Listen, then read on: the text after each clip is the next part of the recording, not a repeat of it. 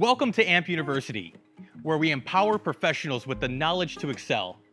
Today, we're focusing on spotlight installations. This skill set is essential to any landscape lighting project. Let's dive into the steps to achieve optimal results.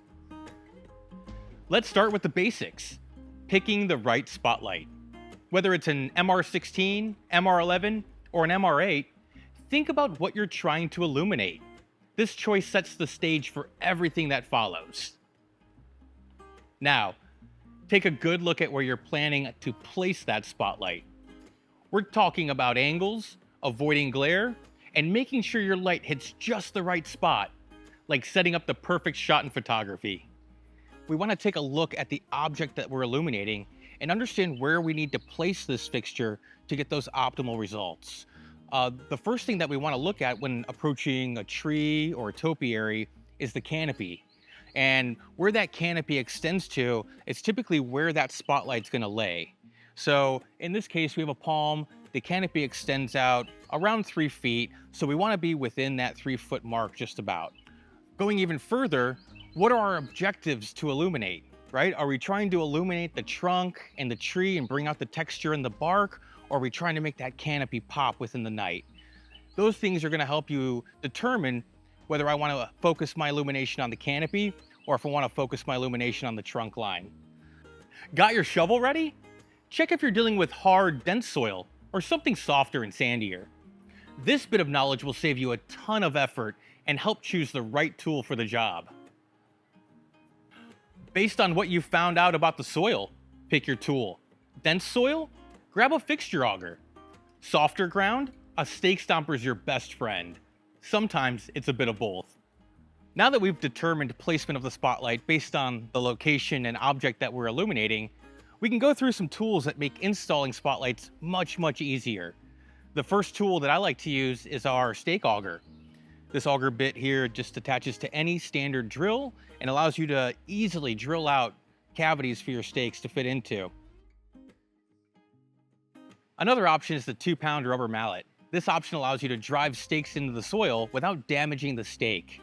This is a great option for medium to dense soils. Last but not least, our stake stomper. This stake stomper is specifically designed to seat on top of our 10-inch ground stake and easily drive fixtures into the soil using your own body weight.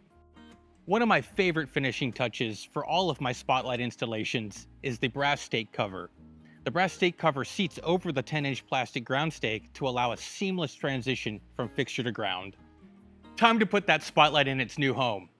Make sure it's snug and level. It's not about sticking it in the ground. It's about creating a lasting impression. Now that our ground stake's in position, time to install the spotlight.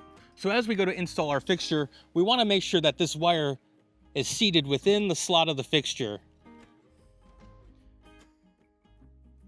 like so. Our lock nut to be at the very top of the threads. And as we start to rotate our fixture in, we want to make sure that this wire doesn't bind up as we rotate this fixture.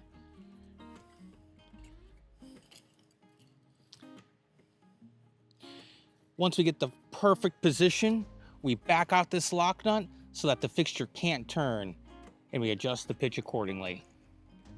So if we're trying to get more of the trunk line, we'll have it aimed more directly. If we're trying to focus on the canopy itself, we'll have it aimed more upward. We never want to have the fixture aimed directly upward to help prevent water pooling on the top of the lens. Another feature is a fully adjustable glare guard.